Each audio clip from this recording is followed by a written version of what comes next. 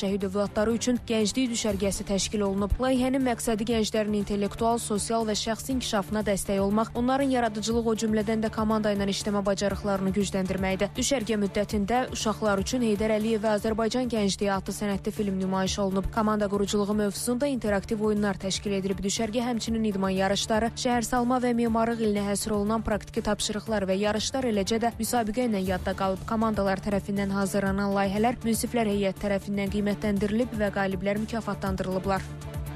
Yaşad Fondu artıq sayca 3-cü layihəsini həyata keçirdi və bu layihə bizim gənclər paytaxtı olan Goranboy şəhərində şəhidlərimizin bizə əmanət olan gənc övladları ilə layihə həyata keçirdi və məqsəd bizim şəhidlərimizin övladlarının bir araya gəlməsi, yeni texnoloji həlləri mənimsəməsi, yeni biliklərin qazanması, hansı ki o biliklər onların gələcək karyeralarında, onların dünya görüşünün formalaşmasına öz müsbət töhfəsini verəcək.